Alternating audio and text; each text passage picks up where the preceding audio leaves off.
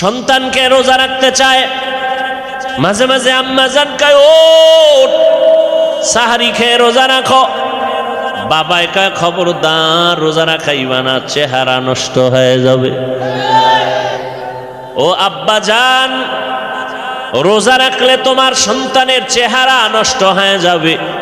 বলো তোমার সন্তান সারা রাত খাতা গায়ে দিয়া ল্যাপের ভিতরে মোবাইল চালাইয়া কবিরা গুনাহ করিয়া চেহারাটাকে কার্টুন বানাইছে, বলো তোমার সন্তানের চেহারা এখন কেমনে, কোন মেডিসিন দিয়া ভালো করবা? তুমি হাজি হইল, তোমার হজ আল্লাহর কাছে কবুল হবে কিনা জানা নাই। তুমি কোটি বছর নেকামল করিয়াও সন্তানের কারণে জাহান্নামে যেতে হবে, লিখে রাখো। দলিল নিবা? সূরা আহজাব ৬৭ নম্বর আয়াত। কিয়ামতের ময়দানে আল্লাহ বলবেন, এই সন্তান নামাজ পড়েছো পড়ি নাই, রোজা রেখেছো রাখি নাই কেন? রব্বানা ইন্না আতা'না সাদাতানা ওয়া কুবারানা ফাআদাল্লুনা সাবিলা। আমি বেনামাজি হই নাই, আমার মা বাবা বেনামাজি বানাইছে। আমি বেরোজাদার হই নাই, আমার মা বাবা বেরোজাদার বানাইছে। রোজা রাখতে চাইছি, বাবায় বাধা দিয়েছে। আমার মা বাবায় কোনোদিন নামাজের দাওয়াত দেয় নাই, দাড়ি রাখার গুরুত্ব বুঝায় নাই, বরং আমার আব্বা আম্মা হাতে ধরে ধরে গ্রামীণ ব্যাংক থেকে খুব হারাম পায়খানা কেমনে খাবো সেই রাস্তা শিখাইছি। আল্লাহ কয়, তুই বিবেক দিছি, বিবেক দিয়ে সঠিক পথে চললি না কেন, তোর আজ বিচার হবে। কিসের বিচার? বলে ইন্নাস সামআ ওয়াল বাসারা ওয়াল ফুআদ কুল্লু উলাইকা কানা আনহু মাসউলা। বিবেকের বিচার হবে। সন্তান কয়, বিচার শুধু আমার করবেন কেন? যদি করে নয় তা আমার একটা দাবি, রব্বানা আতিহিম যিফাইনি মিনাল আযাব ওয়াল আনহুম লা'নান কাবীরা। আমারে ফিডা যদি একটা দাও, ডবল ফিডা মা বাপরে দিতে হবে। কোরআনের আয়াত। এজন্য আল্লাহ বলেন, ইয়া আইয়ুহাল্লাযীনা আমানু কু আনফুসাকুম ওয়া আহলিকুম নারা ওয়াকুদুহান নাসু ওয়াল হিজারা আলাইহা মালাইকাতুন গিলাযুন শিদাদুন লা ইয়াসুনাল্লাহা মা আমারাহুম ওয়া ইয়াফআলুনা মা ইউমারুন।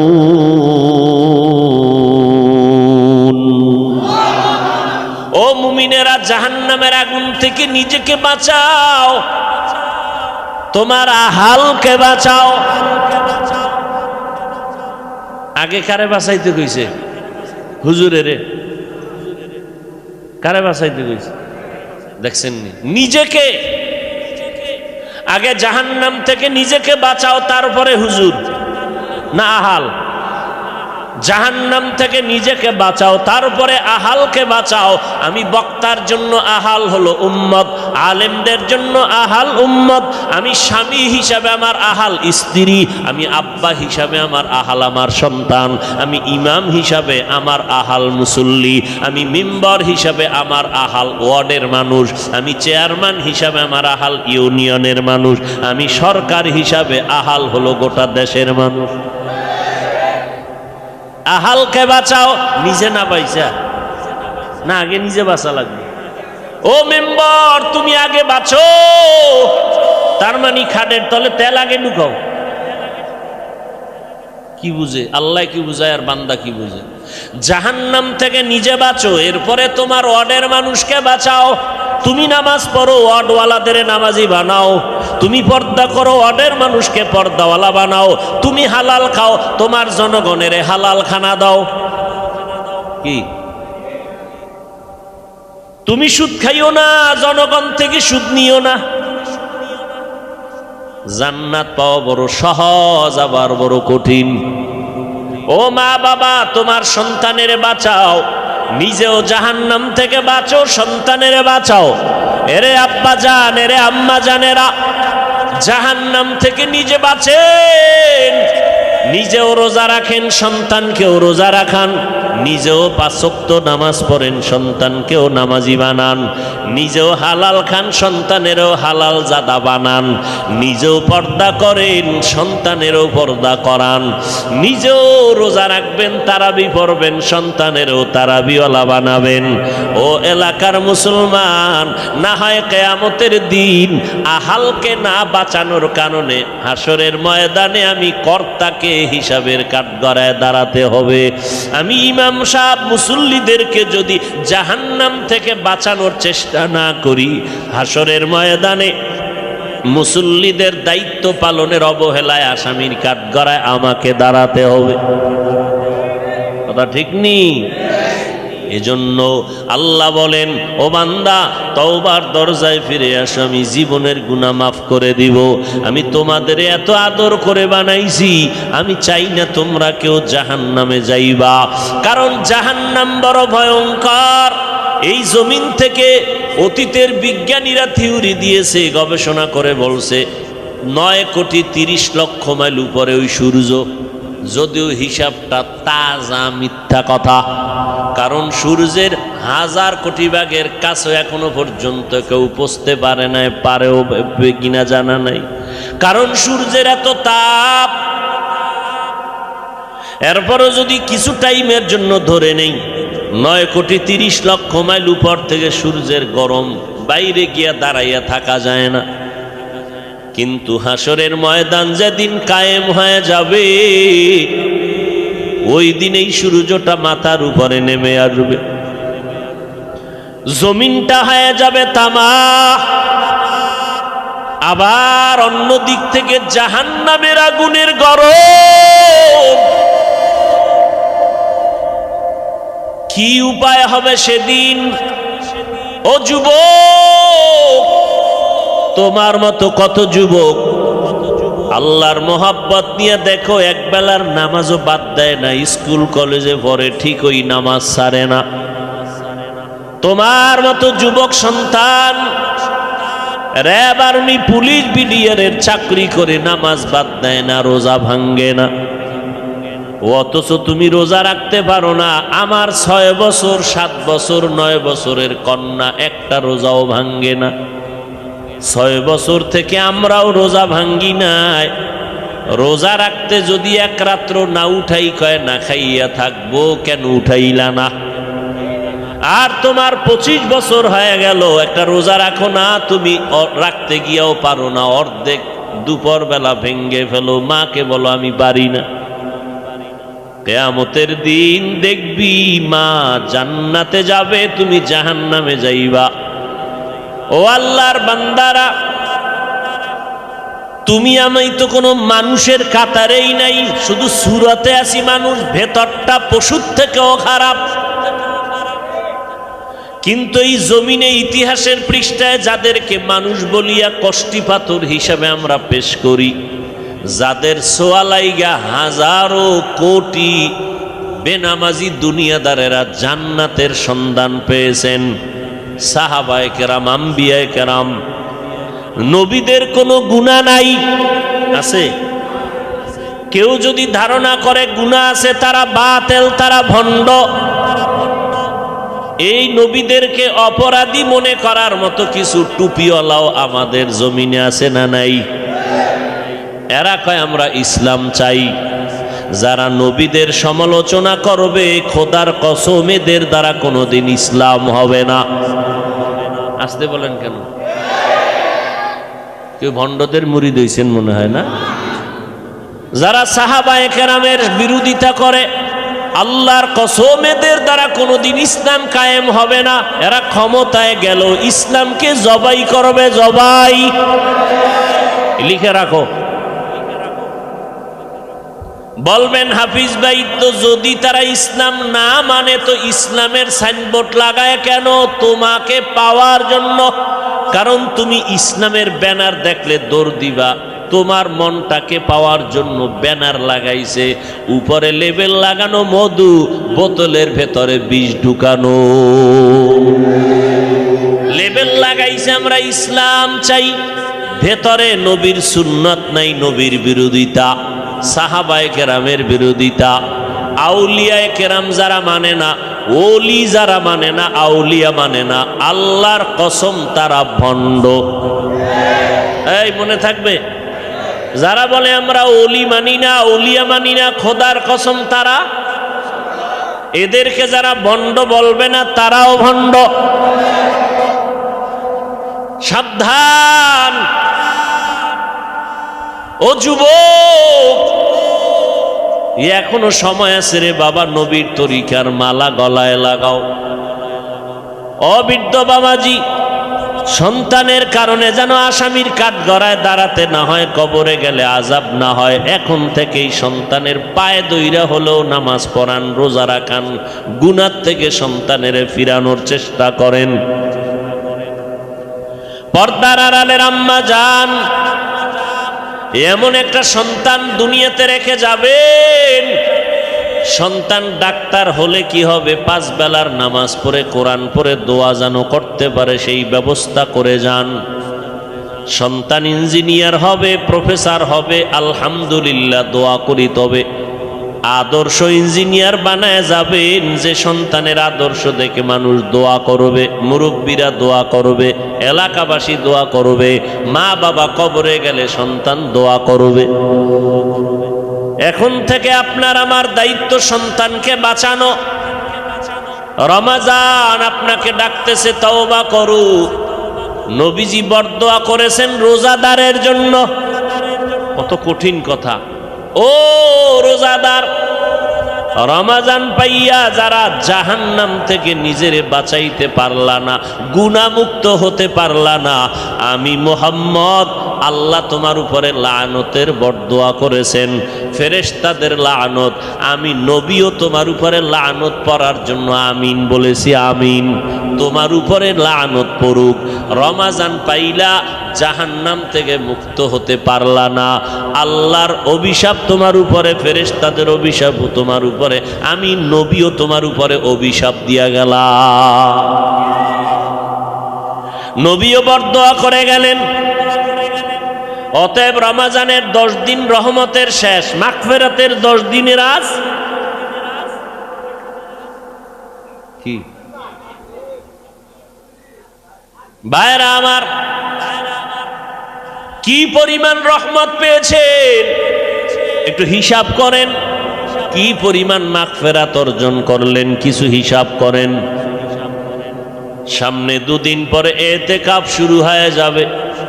20 দিনের মধ্যে যাদের গুনাহ থেকে এখনো নিজেরে কন্ট্রোল করতে পারো না, 10 দিনের জন্য ঘরে ঢুইকা যাও, মসজিদে যাইয়া এমন কান্না কাঁদো, আল্লাহর কোরআন পড়ো, তাসবিহ পড়ো, সারা রাত তাহাজ্জুদ পড়ো, সবে কদর তালাশ করো, এমন ভাবে কান্নাকাটি করো বাজানো, ঈদের চাঁদ ওঠার আগে ঘোষণা হয়, ফেরেশতারা বলবে এই বান্দার জীবনের আমলনামায় কোনো গুনাহ নাই। তোমারে আল্লাহ এমন পবিত্র করবে যে তোমার বরকতে পুরা এলাকাবাসীরও মাফ করবে। এই জন্যই তো ইতিকাফ।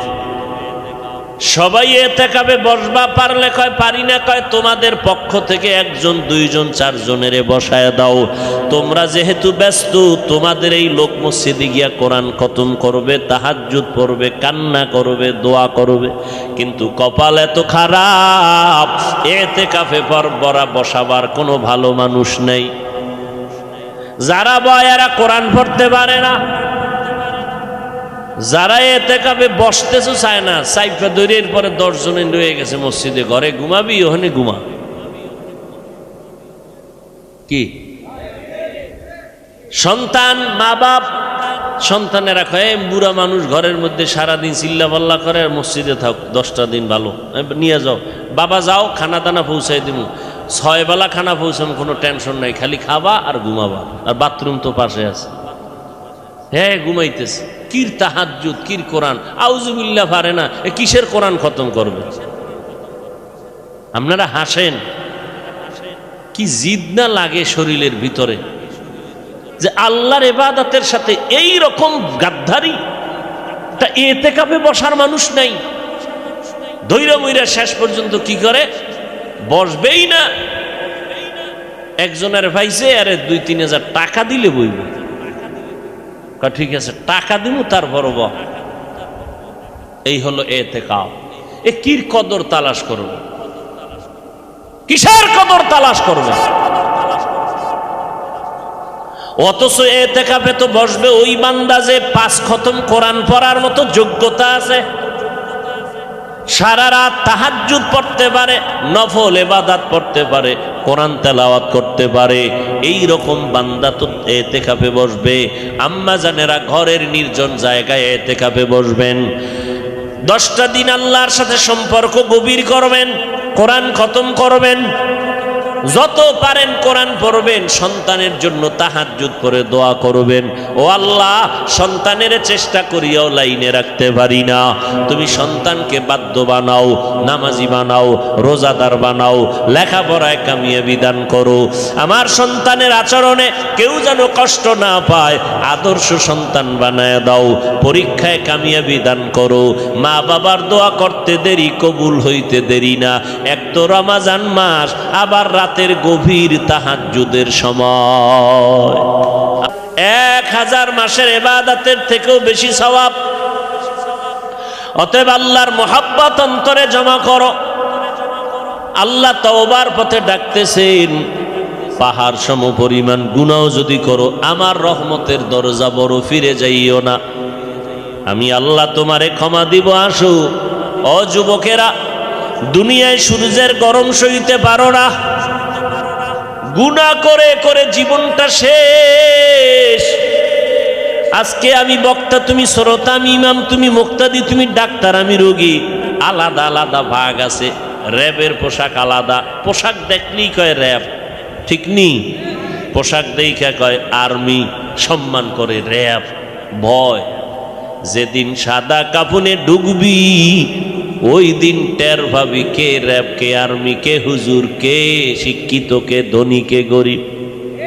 আল্লাহ বলেন জাহান্নামে দিতে চাই না, এরপরে তুমি গুনাহ করিয়া জাহান্নামের পথে দৌড়াচ্ছ। আমি সেখান থেকে টেনে বের করার জন্য নবী পাঠাইলাম, কিতাব দিলাম, হাদিস দিলাম, তারা তোমাদের বুঝাবে, আলেমরা বুঝাইতেছে, পিসাবরা বুঝাইতেছে, বিভিন্নভাবে তোমাকে গুনাহ থেকে বাঁচানোর সবক দিতেছে। এরপরও যেহেতু জাহান্নামে যাবি, একটু গিয়া মজাটা বুঝে দেখ জাহান্নামটা কেমন। যেহেতু যাবি, আমিও রাস্তা খুলে দিলাম, যা। 13টা বছর আবু জাহাল নবীকে দেখলো, বয়ান শুনলো, এরপরও কালেমা পড়ছে।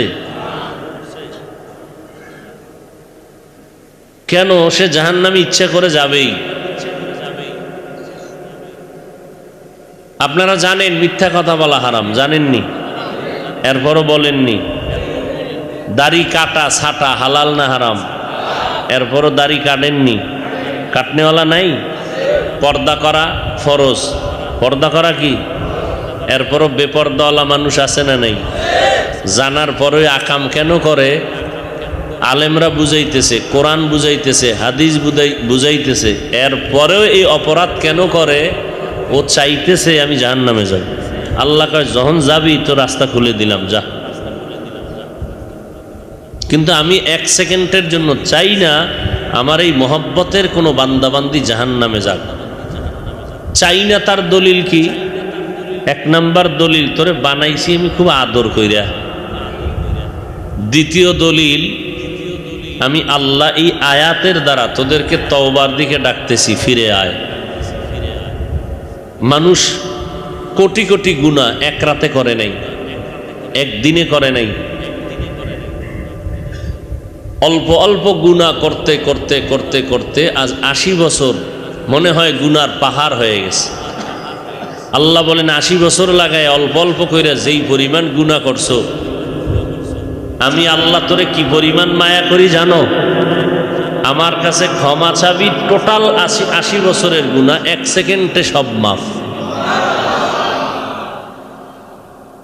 আদালতে মামলা হইছে, মার্ডার মামলা, হত্যা মামলা।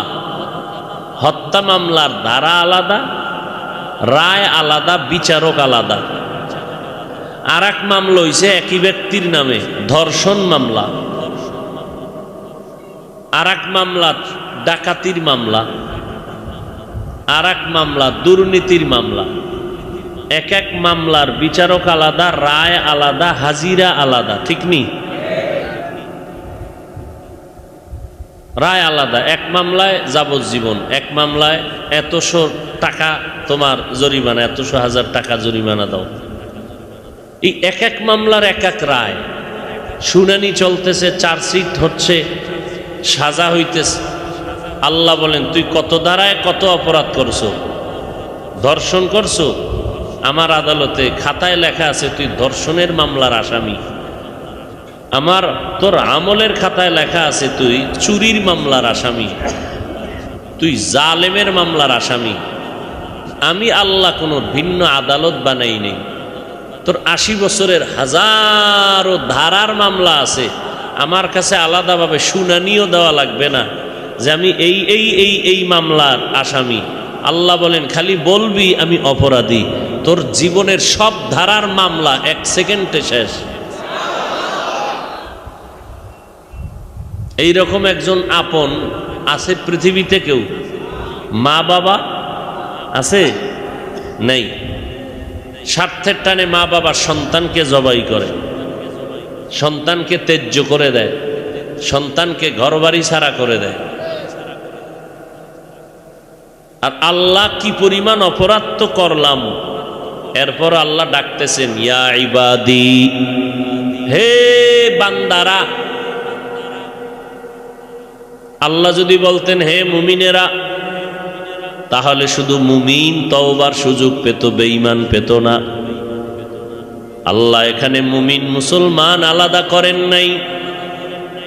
আল্লাহ বলেন, যারা আমার বান্দা তোমরা তাড়াতাড়ি ফিরে আসো, তওবার পথে আসো। অপরাধ করেছো, আমি তওবার দরজা খুলে দিলাম, তওবা করবা। যেই লাইনেই থাকো, যেই ধর্মেই থাকো, তোমরা আমার বান্দা যদি হও, আসো, আমি জীবনের গুনাহ মাফ করে দিব। এ হিন্দু ধর্মের মানুষ, তুই আমার বান্দা। খ্রিস্টান ধর্মের মানুষটা তুই আমার বান্দা। তুই ঈসা নবীর বান্দা না। ইহুদি ধর্মের মানুষেরা তোরা মুসা নবীর বান্দারা, আমার বান্দা। বান্দা বললেই তো প্রমাণ আল্লাহর বান্দা, আর কারো বান্দা নাই। এরপরেও আল্লাহ বলেন, আমার বান্দা যারা আছো আয়। বান্দা বললেই প্রমাণ আল্লাহর বান্দা। আমার বান্দা কেন বলেছেন? আল্লাহ বলেন, আমার বান্দা বলার কারণ, দুনিয়াতে অনেক মানুষ ক্ষমতার পাওয়ার পাইয়া আমি আল্লাহর বান্দা স্বীকার করতে চায় না। আমি আল্লাহ ওদের হুঁশিয়ার সংকেত দিয়ে দিলাম, তোরা বৌদ্ধ ধর্মের অনুসরণ করলে কি হবে? গৌতম বুদ্ধ তোদের মালিক না, তোদের মাবুদ আমি আল্লাহ। তোরা আমি আল্লাহরই বান্দা, আর কারো বান্দা না। অপরাধ করেছো, আয়, ফিরে আয়, তওবা করবি, আমি সব গুনাহ একত্রে মাফ করে দিব।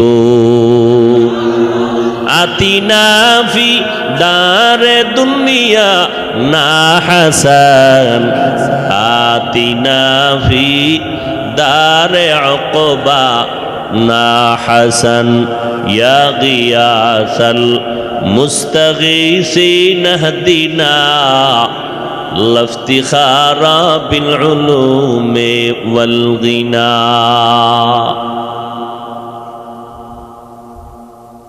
তওবার পথে আল্লাহ ডাকতে গিয়ে বললেন, বান্দা, মুমিন বুঝি না, মুসলমান বুঝি না, হিন্দু বুঝি না, খ্রিস্টান বুঝি না, সব আমার বান্দা। আমার কাছেই ফিরে আসো, ক্ষমা করে দিব। আমার বান্দা বলার আর এক কারণ, আসমান আমি আল্লাহ বানাইছি, জমিন আমি বানাইলাম, পাহাড় আমি বানাইলাম, সূর্য আমি বানিয়েছি, সব আমার, গোটা মাখলুকাত আমার। কিন্তু আমি একবারও বলি নাই আমার সূর্য, আমি চন্দ্রকে একবারও বলি নাই আমার চন্দ্র, আমি পাহাড়কে একবারও বলি নাই আমার পাহাড়। দুনিয়ায় সব আমি বানাইছি, বাতাস এত দামি একটা সম্পদ, একবারও বলি না আমার বাতাস। আমি আল্লাহ তওবার দিকে ডাকতে গিয়া বললাম, আমার বান্দা, আমার সূর্য বানাইছি আমি, আমার কেন বলি নাই? চন্দ্র বানাইছি আমি, আমার কেন বলে দাবি করি নাই? কারণ আমার জন্য আমি কিছুই বানাই নাই। সব মাখলুকাত বান্দা তোর জন্য বানাইছি, আর তোরে আমি আল্লাহর ইবাদতের জন্য বানাইছি। সব বান্দা তোমার গোলাম, তুমি বান্দা কার গোলাম? আল্লাহর গোলাম। অতএব তোমরা আমারই বান্দা। আসো আমার দরবারে ফিরে আসো। আমার বান্দা বলার আর এক কারণ, আমি তোমাদের বেশি মোহাব্বত করি। বেশি মোহাব্বত করি বান্দা। আল্লাহর সাথে তোমার আমার মোহাব্বতের মাঝখানে একটা মাধ্যম আছে, সূত্র আছে, সেই সূত্রের নাম ইবাদত। আল্লাহর সাথে আমার বন্ধুত্ব মোহাব্বতের সূত্রের নাম কি? ইবাদত। ইবাদত যারা করবে তাদের নাম আবদ বা আবেদ। যার ইবাদত করবে তিনি হবেন মাবুদ। আল্লাহ হলেন মাবুদ, আমরা হলাম বান্দা বা আবদ। মাঝখানের সম্পর্কের নাম হলো ইবাদত। এজন্য সৃষ্টির শ্রেষ্ঠ নবী রাহমাতুল লিল আলামিন কেও আল্লাহ বলেছেন আমার বান্দা। নবীকেও আল্লাহ বান্দা বলেছেন। সুবহানাল্লাযী আসরা বিআবদিহি লাইলাম মিনাল মাসজিদিল হারাম ইলাল মাসজিদিল আকসা। আমি আমার প্রিয় বান্দাকে ভ্রমণ করাইলাম বাইতুল্লাহ থেকে বাইতুল মাকদিস পর্যন্ত। আমরাও কার বান্দা? হিন্দু কার বান্দা? ইহুদি কার বান্দা? সৃষ্টির শ্রেষ্ঠ নবীজি কার বান্দা? নবী এত দামি, কোরআন শরীফে কোথাও নবীর নাম ধরে ডাকেন নাই। মূসা নবীর নাম ধরে ডাকলেন, ওয়ামা তিলকা বিয়ামিনিকা ইয়া মূসা। ঈসা নবীর নাম ধরে আল্লাহ কোরআনে ডাকলেন, ইয়া ঈসা ইবনে মারইয়াম। ইব্রাহিম নবীর নাম ধরে ডাকলেন, ওয়ানাদাইনাহু আইয়া ইব্রাহিম। কিন্তু আমার নবীর নাম কোরআনের কোথাও নামটা উল্লেখ করে ডাকেন নাই। যেখানে যেখানে আমার নবীকে ডাকার প্রয়োজন, সম্বোধন করার প্রয়োজন, সেখানে এমন নাম ছাড়া এমন কিছু অলংকার যুক্ত শব্দ আল্লাহ চয়ন করেছেন, যেই শব্দগুলোর ব্যাখ্যা বুঝার জন্য সময়ের ব্যাপার। ইয়া আইয়ুহাল মুযাম্মিল কুমিল লাইলা ইল্লা কালিলা। ইয়া আইয়ুহাল মুদ্দাসসির ইয়াসিন তাহা। নবীর সুন্দর সুন্দর শব্দ নবীর শানে আল্লাহ ব্যবহার করেছেন, নাম নেন নাই। নবীর নামের সম্বোধনের ক্ষেত্রে সৃষ্টির শ্রেষ্ঠ শব্দ আল্লাহ ব্যবহার করেছেন রাহমাতুল লিল আলামিন, খাতামুন নবিয়্যিন, ইমামুল মুরসালিন, বাশীরা ওয়া নাযীরা। নবীকে কাউসার ওয়ালা বলে ডাকছেন, ইন্না আ'তাইনাকাল কাউসার। কিন্তু মেরাজের ঘটনা বলতে গিয়ে আমার নবীরে বললেন আমার বান্দা। কারণ আল্লাহ বান্দা বলে ডাকার কারণ, আল্লাহর সাথে মাখলুকতের মধ্যে শ্রেষ্ঠ মানুষ, এদের সাথে আল্লাহর সম্পর্কের মাধ্যমের নাম ইবাদত। যারা ইবাদত করে তারা বান্দা, যার ইবাদত করে তিনি মাবুদ। সারা দুনিয়াতে কিয়ামত পর্যন্ত আদম নবী থেকে যত ইবাদত করনেওয়ালা ছিল, আছে, থাকবে, আমার নবীজির মতো ইবাদত করনেওয়ালা কেউ নাই। এজন্য আমার নবী শ্রেষ্ঠ বান্দা। আর বান্দা বলতে গেলে বুঝতে হবে সে নূরের। বান্দা কি নূরের? ফেরেশতা কি আল্লাহর বান্দা? বলেন না। জিনেরা আল্লাহর বান্দা? বান্দা বলতে কি বলেন? মাটির সৃষ্টি মানুষ। মনে থাকবে? বান্দা বলতে কি নূরের সৃষ্টি? বান্দা বলতে আগুনের সৃষ্টি? কিসের সৃষ্টি? তাহলে আল্লাহ নবীরে বান্দা বলছেননি? কথা বলেন না কেন? এত জিদ কেন শরীরের মধ্যে? দাড়ি নাই, টুপি নাই, সুদের টাকায় ব্যবসা করেন, নবী বান্দা না নূর এ নিয়ে কিলাকিলি করেন। সুবহানাল্লাযী আসরা বিআবদিহি, নবীকে আল্লাহ বলেন আমি আমার বান্দাকে সফর করাইছি মক্কা থেকে বাইতুল মাকদিস, সেখান থেকে সপ্তম আসমান, লৌহ কলম, আরশ কুরসি। বান্দা বলতে নূরের সৃষ্টি, বান্দা মানে আগুনের সৃষ্টি। তো কিলাকিলি করেন কেন? 24 ঘন্টা নবীর সুন্নত মানবেন, এইটা হলো আপনার করণীয়। কিসের সৃষ্টি নিয়ে কিলাকিলি? আপনার এটা কোনো কাজ? এটা তো একটা আকাম, এটা তো কোনো কাম না। শয়তানে যারে ধরে কাম থুইয়া আকাম করে, কাম থুইয়া আকাম করে। দাড়ি লম্বা করো, এই কাম নাই, আকামের দোকানদারি লয়ে বয়রিস। হ্যাঁ, এটা কাম। মদিনার লাইনে চুলগুলো চারো মাথার চারো পাশ পুরা চুল এক সাইজে রাখবা, সামনের থেকে ভাল্লুক, পিছন থেকে উল্লুক। কারণ কি? হ্যাঁ, বানরের বাচ্চা হয়ে গেছো? বেঈমানের স্লোগান শুনে যে আমাকে বানর ছিল পূর্ব, বানর থেকে আমরা হয়েছি। বানর থেকে হয়েছি। বানরের দাম বেশি না মানুষের দাম বেশি? তো বানরের সাথে আমাকে তুলনা দিয়ে সম্মান বাড়াইলো না কমাইলো? এরপর ওই কমানোর স্লোগানে এত চেঁচামেচি কেন করে? বানরের চরিত্র বানর থেকে যদি আসে এটা বুঝানো যায়, তাহলে বোঝা গেল মানুষ আল্লাহ বানায় নাই।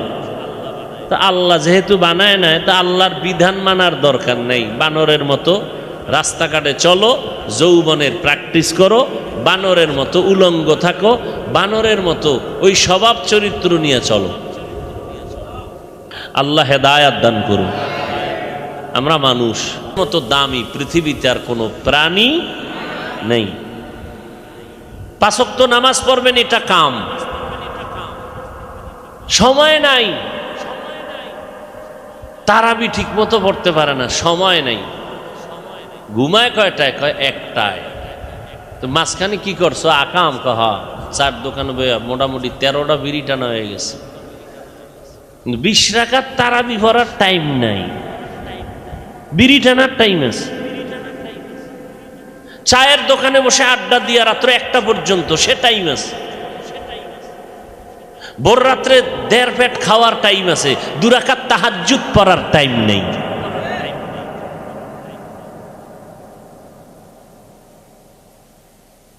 বড় আফসোস।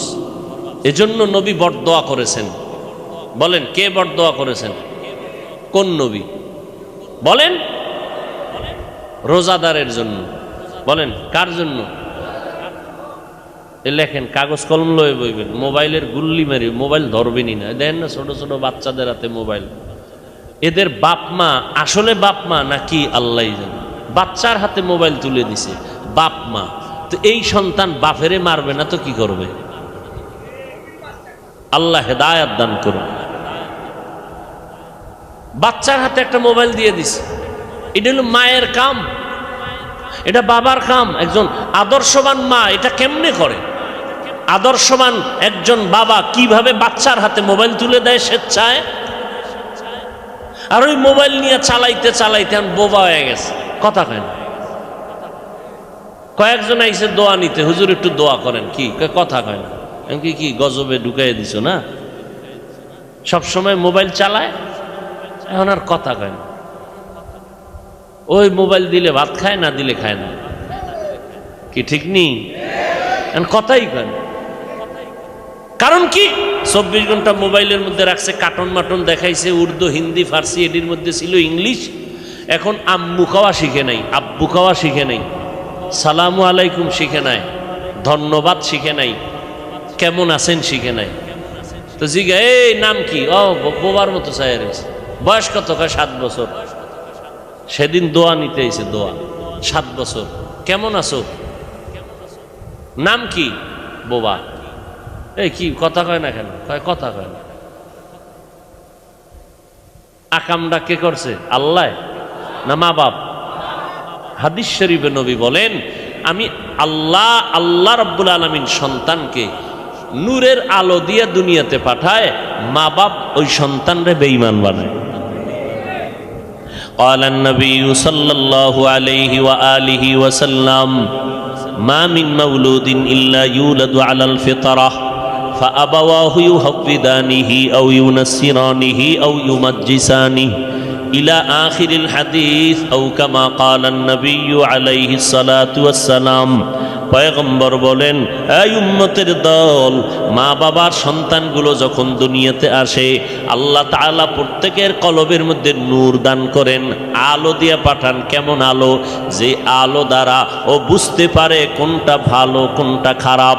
কিন্তু মা বাবা সন্তানকে বালেগ হওয়ার পর অগ্নি পূজারী বানায়, মূর্তি পূজারী বানায়, গায়রুল্লাহর গোলাম বানায়। কিসের? সব শেষ বাহাদুরি। মোহর আর কবরে যাওয়ার আগেই বাহাদুরি শেষ। সাদা কাফনের কারো কাপড় বড় হবে না, ছোট হবে না। ধনী মানুষের টাকা আছে বিদায় কাফন একটা বাড়ায় দিবে, গরিবের টাকা নাই বিদায় কাফন একটা কম। মন্ত্রী হও, এমপি হও, তোমার যেমন 3টা সাদা কাফন, রিকশার ড্রাইভারেরও 3টা সাদা কাফন। ও আল্লাহর বান্দারা, কাজের মহিলার যেই 5টা কাফন, ওই ঘরের কর্তা নারী মারা গেল, তার 5 কাফন সাদা। উপর দিয়া লেখা নাই কে ধনী, কে গরিব, কে হুজুর না, কে আলেম, কে মূর্খ। অন্ধকার কবরে নিয়ে বলবে, সব এক সাইজে জানাজা পরে মাটি চাপা দিয়া চলে যাও। ধনী মানুষ আমেরিকায় কথা বলো, ভিডিও লাইভে কথা বলো, দেখে দেখে কি অবস্থায় আছে, কিন্তু বাড়ির দরজায় কবর।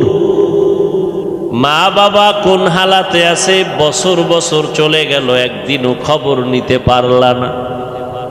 টেলিফোনেরও কোনো ব্যবস্থা নাই। ওই অন্ধকার কবরে মাটি চাপা দিয়া সব বিদায়। সবার কবরে 2 ফেরেশতা আসবে, কি হুজুর, কি ধনী, কি শিক্ষিত, কি মূর্খ। সবার বেলায় প্রশ্ন 3টা। রবের পরিচয় দাও, ধর্মের পরিচয় দাও, রহমাতুল লিল আলামিনের পরিচয় দাও। 3টা প্রশ্ন পিসাবেকেরও করবে, মুরিদেরও করবে, হুজুরেরও করবে, ইমামরেও করবে, ধনীরেও করবে। আলাদা কোনো প্রশ্ন নাই। কয় টাকার মালিক জানার দরকার নাই তোমার, সে মাস্তানি কবরে চলবে না। তুমি কয় টাকার মালিক, তুমি কত শিক্ষিত দরকার নাই। ধনী হও, গরিব হও,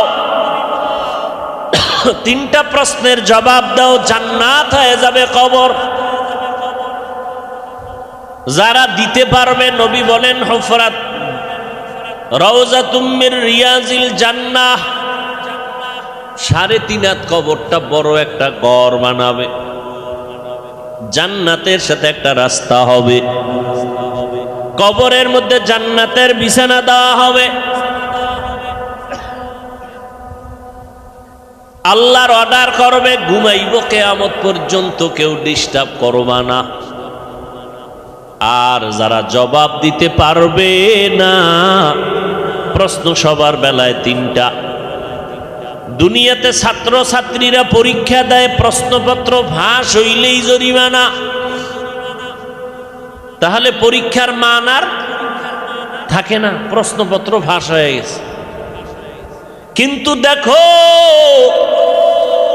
কবরওয়ালাদের প্রশ্নপত্র আল্লাহ ফাঁস করে দিলেন। ও দুনিয়াওয়ালারা, সবার প্রশ্ন কিন্তু তিনটা সমান ফাঁস করে দিলাম। এরপরেও যদি পাশ করতে না পারো, কি ভিডাটা যে খাবি? প্রশ্নের জবাব দিতে পারবে কি? আমি হুজুর, গ্যারান্টি নাই। কারণ আমি কালেমা পড়তে পড়তে মরণের বিছনায় পড়তে পারবো কিনা গ্যারান্টি নাই। নবীজির সাহাবী ইন্তেকালের সময় পাশে বসে সবাই কালেমা পড়ে, তার জবানে কালেমাই আসে না। এই মুহূর্তে মারা গেল, উপায় কি?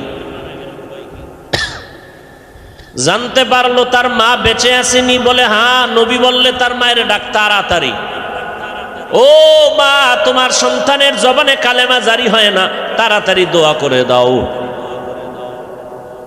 সন্তানের মা বলে আমার মনে কষ্ট, বলে মাফ করে দাও। মা নবীর মোহাব্বতে মাফ করে দেওয়া মাত্র জবানে কালেমা জারি হয়ে গেল। এই আমি হুজুর এই জন্য পারবো? আরে মিয়া, আমি হুজুর যদি পারি তা তুমি আনন্দে নাচবো। তো যারা পারবেন, গ্যারান্টি পেয়ে গেছেন জান্নাতের, এরাও তো মৃত্যু পর্যন্ত শুধু কান্নার উপরে ছিলেন। রমাজান চলে গেল, ঈদের দিন হযরত ওমর দরজা আটকায় কাঁদেন। আবু হুরায়রা রাদিয়াল্লাহু তাআলা আনহু বলেন, খলিফাতুল মুসলিমিন আনন্দের ঈদের দিন কাঁদেন কেন? বলে আমার অন্তরে কোনো আনন্দ নাই, পেরেশানি। কয় কি? রমাজানে রোজা রাখলাম, কবুল হলো কিনা চিন্তা, তারাবি পড়লাম, কবুল হলো কিনা পেরেশান। আমার আল্লাহ জান্নাতের টিকিট দিয়েছেন, আমার আল্লাহ যদি আবার কোনো কারণে বেজার হয়, টিকিট ক্যান্সেল হয়ে যাবে, এই ভয়ে আমি কান্না করি। ওমরের মতো বান্দা যদি জান্নাতের টিকিট পায়া কান্না করেন, আবু বকর যদি কান্না করেন, আপনার আমার কি পরিমাণ কান্না করা প্রয়োজন? কপাল বড় খারাপ। চোখ দুইটা বন্ধ করে যদি আমল নামার দিকে তাকাই, মনে হয় আমার মতো গুনাহগার এই প্যান্ডেলের মধ্যে আর কেউ নাই, আমার মতো জাহান্নামের আসামি কেউ নাই। কিন্তু কপাল এতটাই যে খারাপ, চোখে পানিও নাই। কত বান্দা মোনাজাতে কান্না করে, আমার চোখে পানি আসে না, গুনার কারণে দিলটা পাথর হয়ে গেল। জান্নাতের টিকিট পাইয়া নবীর সাহাবী আবু বকর যদি কান্না করতে পারেন, আপনার আমার কি পরিমাণ কান্না প্রয়োজন? আল্লাহ বলেন এজন্য বেশি করে কান্না করো। নবী বলেন এক ফোঁটা চোখের পানি যদি গুনার কথা স্মরণ করে ছেড়ে দাও, তোমার চোখের পানির বরকতে আল্লাহ তোমার জীবনের জন্য জাহান্নামকে হারাম করে দিবেন, জান্নাতকে ওয়াজিব করে দিবেন। অতএব নবী বলেন যদি কান্না কারো না আসে, কান্নার বাহানা করো, তাতেও সওয়াব। ইবকু ইবকু ফা ইল্লাম তাবকু ফাতাবাকু, বেশি করে কান্না করো, যদি কান্না না আসে কান্নার বাহানা করো।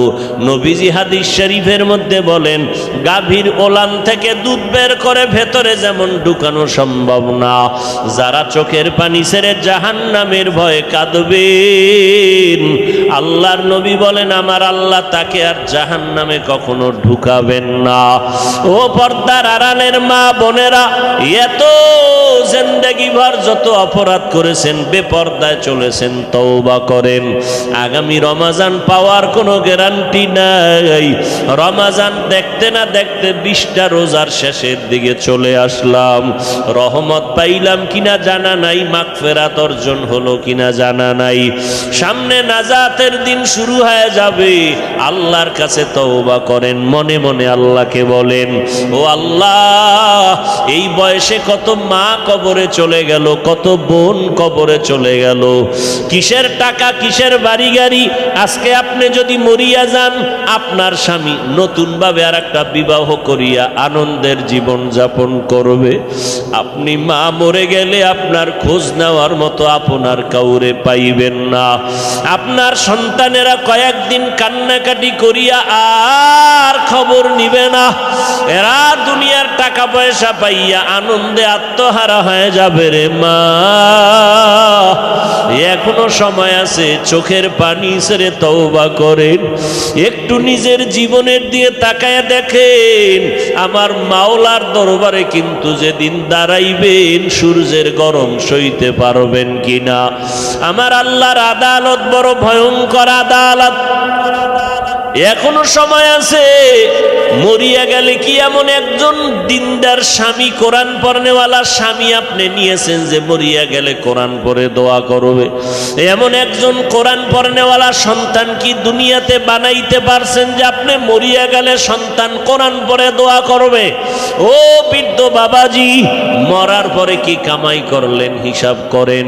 দুনিয়ার কামাই তো কম করেন নাই। বাড়ির অভাব নাই, গাড়ির অভাব নাই, টাকার অভাব নাই, জমিনের অভাব নাই, ফসলের অভাব নাই। কিন্তু এই ক্ষণস্থায়ী দুনিয়া ছাড়িয়া যেদিন কাফন পরিয়া কবরে যাবেন, হাসরের মাঠের কোনো সম্পদ অর্জন করলেননি। দুনিয়াতে বাড়ির মালিক হইয়া মানুষ আপনাকে বাড়িওয়ালা বলে, গাড়িওয়ালা বলে, কিন্তু আপনি মরার পরে কিয়ামতের দিন কেউ কি বলতে পারবে আপনি কোরআনওয়ালার বাবা? আপনাকে কি কেউ বলতে পারবে আপনি কোরআনওয়ালার মা? বলতে পারবে আপনি সুন্নাতওয়ালা আমলকারীর মা? বাড়িওয়ালা হইলেন, গাড়িওয়ালা হইলেন, টাকাওয়ালা হইলেন, সম্পদওয়ালা হইলেন, কিন্তু কোরআনওয়ালার বাবা হইতে না পারাটা বড় দুঃখের কথা। এখনো চেষ্টা করেন কোরআনওয়ালার মা বাবা হওয়ার জন্য। আল্লাহর কোরআন নিজেও পড়েন, সন্তানকেও শিখান। পিছনের গুনার জন্য তওবা করে চোখের পানি ছেড়ে আল্লাহকে বলেন মনে মনে, আল্লাহ আর গুনাহ করব না, আর রোজা ভাঙবো না, নামাজ ছাড়বো না, তারাবি ছাড়বো না, তাহাজ্জুদ ছাড়বো না, পরিপূর্ণ নামাজ পড়বো, পরিপূর্ণ 20 রাকাত তারাবি পড়বো, পরিপূর্ণ রোজার হক আদায় করে মিথ্যা বলবো না, গীবত করবো না, কারো পরনিন্দায় যাব না, কারো উপরে জুলুম করবো না, কারো হক নষ্ট করবো না। আল্লাহর মোহাব্বত নিয়ে যদি তওবা করতে পারেন, আমার আল্লাহ জীবনের গুনাহ মাফ করবেন। আল্লাহর কাছে তওবা করেন, ও আল্লাহ তুমি আমাদের জীবনের গুনাহ মাফ করো, তওবা আমাদের কবুল করে নাও। ও যুবকেরা, দাড়ি কাটিয়ে আর নবীরে কষ্ট দিও না। নবীজির সুন্নতের পোশাক আর দূরে ফালায়া দিও না রে বাবা। মরণের পরে তো সেই সুন্নতি পোশাক মাথা ঢাইকা পইরা যাবা, কিন্তু লাভ হবে না। মরণের আগে মদিনার সুন্নতের পোশাক লাগাও। আল্লাহর কাছে বলো, আল্লাহ তুমি তৌফিক দাও, আমার মনে চাই কিন্তু পারি না, তুমি তৌফিক দাও। আর দাড়ি কাটবো না, মা বাবারে কষ্ট দিব না, নবীর সুন্নত ছাড়বো না, কোরআন পড়ার চেষ্টা করব, কোরআন শিখবো, নবীর তরিকায় চলবো। আল্লাহ আমাদের সবাইকে কবুল করেন, বলেন আমিন।